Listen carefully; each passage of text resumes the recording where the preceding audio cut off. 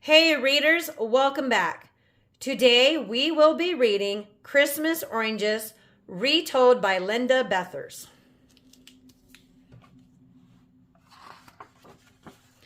Christmas Oranges, retold by Linda Bethers. In a town not so far away and in a time not so long ago, there lived a little girl. Her name might have been Eve or Mary or Sarah, but no one knew for certain, for this little girl had been left on the steps of an orphanage a few years earlier. A note had been pinned to her nightshirt saying, "Please take care of this baby. She is a good baby."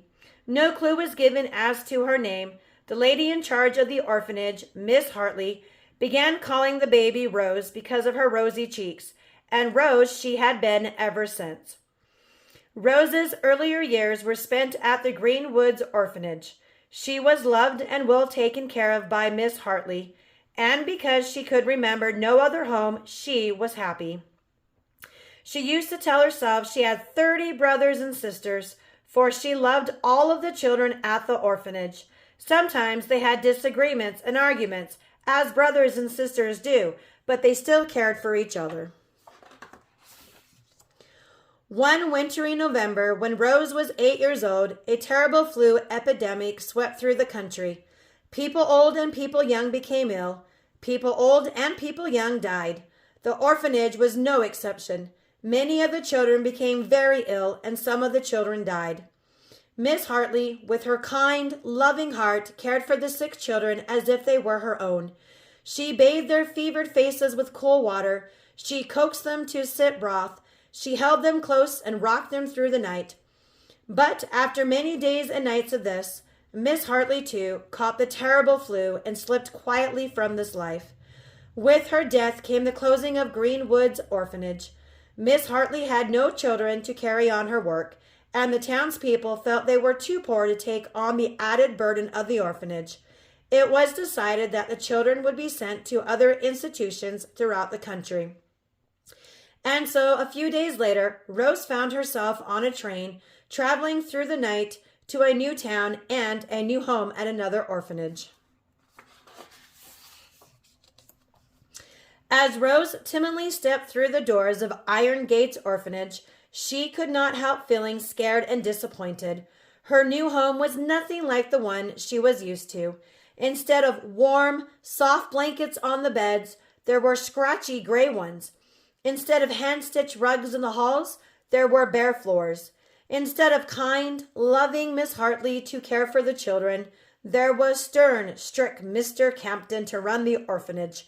Instead of 30 familiar friends smiling at her, there were 30 strangers staring at her. "Silence!" Mr. Crampton ordered before marching forward to give Rose a disapproving, inspecting look. Turning to the other children, he said, "This is Rose. See that she understands the rules of Iron Gates Orphanage. Emily, take her to the sleeping room and then show her the chores she will be expected to do. The rest of you, go back to your duties." A young girl about Rose's age beckoned for Rose to follow her. They walked silently to the end of the hall and just as quietly climbed the stairs. Once they had started down the hallway and could no longer be seen from the entry, Emily leaned over to whisper quietly to Rose, "I'm glad you're here. I'm 10. How old are you?" Rose had been so frightened by Mr. Campton's order for silence, when it seemed to her the children were already silent, that she dared not speak. She kept her eyes lowered and did not reply. Emily took her hand, patted it, and whispered, "It's all right to whisper up here. Mr. Campton can't hear us. It's only when we're downstairs or when he's around that we have to hold still and be still. That's rule number 1. Hold still and be still. Up here we can talk and be friends." Even though Rose still dared not speak, she smiled a tiny, shy smile at Emily. Over the next few weeks, Rose learned the rules and ways of Iron Gates Orphanage, some from the other children whispering them to her, and some after she had broken a rule. Breaking a rule was the hardest way to learn, for Mr. Crampton believed that once a rule was broken, there must be a punishment. Explaining to him that a new child didn't know a rule did no good. He said that if he let one person offer that excuse, others would try to use it too. Every rule broken must be met with a punishment. Mr. Crampton's three favorite punishments were sentencing a child to miss a meal, do extra chores, or spend the evening by themselves.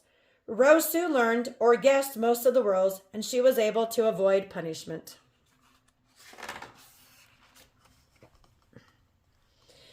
November's white, bleak snows soon became beautiful accents to December's Christmas greens and reds.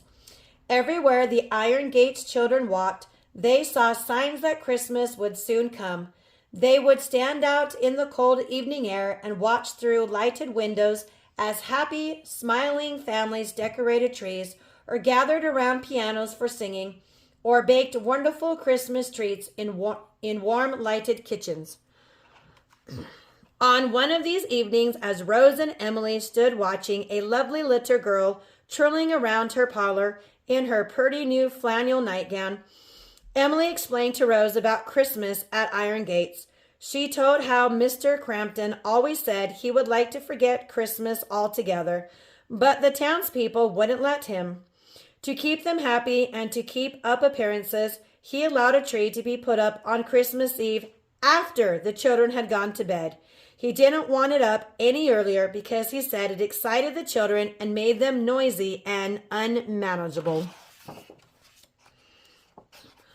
One generous older man in town always donated a box of oranges to the orphanage for the children's Christmas breakfast. To avoid buying shiny glass balls or other ornaments, Mr. Crampton had the oranges strung with loops and placed on the tree. Emily told Rose how beautiful the dark orange color looked against the pine boughs, and how wonderful the citrus and pine fragrance was that filled the entry. Rose had never seen or smelled an orange before.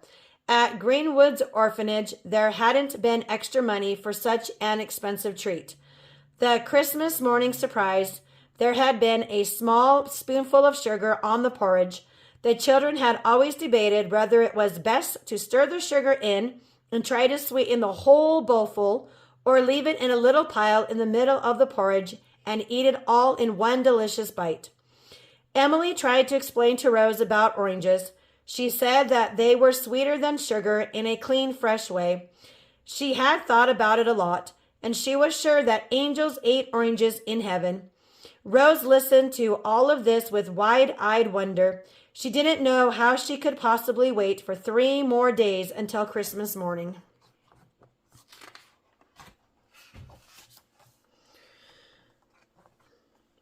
On Christmas Eve, as the children lay in their beds, they whispered excitedly about how beautiful the tree would look and how grand it would be to have a touch of Christmas in the orphanage, even if it was for only 1 day. It was good that Mr. Crampton's room was downstairs, for he would surely have been angry with all the whispering and wiggling in the bedrooms that night. Rose lay in her bed and tried to go to sleep. She held perfectly still. She closed her eyes. She thought of the words to the lullabies that Miss Hartley had sung each night. She tried breathing in and out very slowly, but no matter how hard she tried, she kept thinking about the oranges that would be on the tree. The oranges that she would finally get to taste the next morning. As the night slowly crept by, Rose tried to guess what time it was. When she could stand it no longer, she slipped out of bed and tiptoed to the door. She looked back, but the other children were still asleep. She opened the door carefully so as not to disturb the others, and softly, silently, padded down the hall to the banister railing.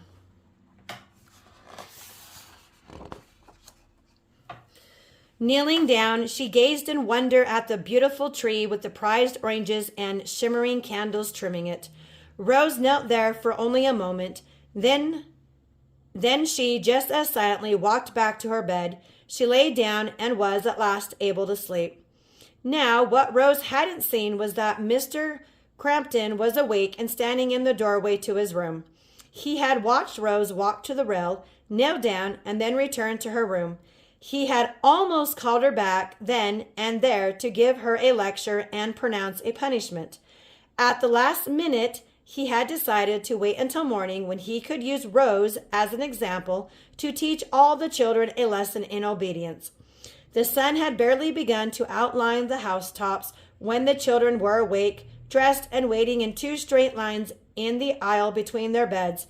Standing perfectly still had never been so hard.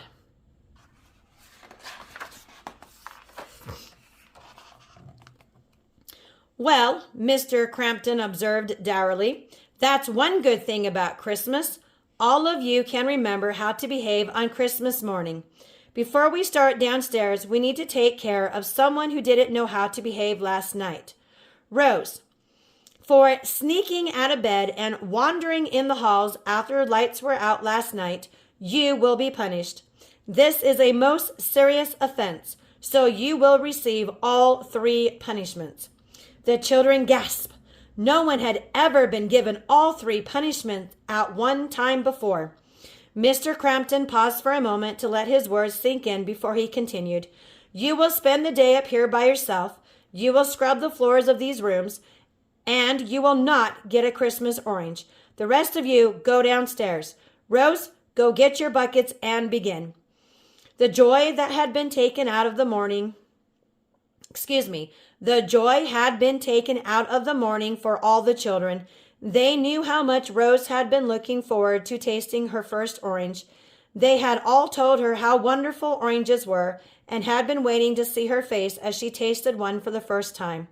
The children filed slowly out of the room and down the stairs.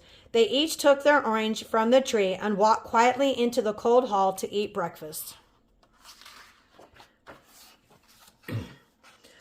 On one occasion, when the older gentleman had delivered the oranges to Iron Gates, a small boy had asked if the children had to eat the oranges for breakfast or if they could save them and eat them later. The gentleman had laughed heartily and told the children that because it was Christmas, they could eat the oranges whenever they wanted. Mr. Crampton would have liked to order the children to eat them at breakfast, to have the mess over and done with, but he didn't dare go against what the old gentleman had said. While Emily sat looking at her orange and wishing Rose could have one, a wonderful idea came to her. Her heart started beating faster, her eyes sparkled, and her mouth curved up in a happy smile. Mr. Crampton was called to the front door, and as soon as the door closed behind him, Emily whispered to the child next to her. He smiled broadly and quickly whispered to the child next to him, and so it continued until every child had heard the message. One by one, the oranges disappeared from the table and were placed in pockets for safekeeping. When Mr. Crampton returned to the room, he noticed the oranges were missing from the table, but knew from the absence of peelings that the children hadn't eaten them. He decided it was because the children were too sad about Rose to eat the fruit this morning. He nodded his head in satisfaction. Sure, he had put his point across.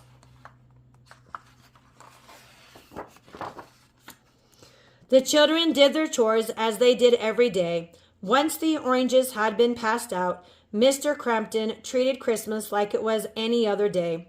The children went about their duties quietly, but each pocket still showed a bump where an orange was hiding. At supper, the children ate their meals and then quietly slipped the oranges from their pockets, peeled them, and ate them too.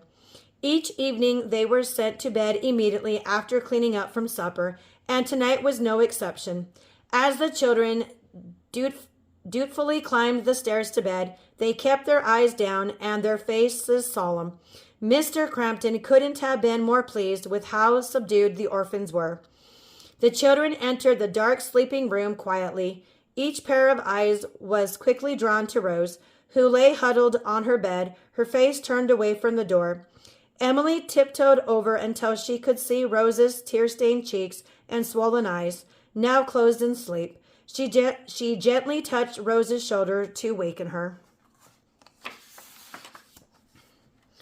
Rose opened her red, swollen eyes, and then, as memories of the day returned, they again filled with tears. "Oh, Emily," she sobbed, "this has been the worst day I've ever had. I didn't know it was so wrong to go look at the tree, and now I've missed it and the beautiful oranges." Emily hugged Rose as any real sister would and whispered, "Don't cry anymore. We have a surprise for you." At Rose's first sobs, the children had gathered around her. Now from a pinafore pocket came a small white bundle. Emily took it and gently placed it in Rose's hands. Because no lights were allowed on in the sleeping rooms, Rose couldn't see what Emily had handed her. She turned towards the window where soft moonlight spilled in through bare, dusty panes. There in her hand was a handkerchief that had been taken from the clean laundry that afternoon. It was carefully folded over a round object. Rose hardly dared to hope that this might be what she thought it was. She looked up at the children gathered around her bed. In the faint light, she could see the excitement on their faces as they watched her every move.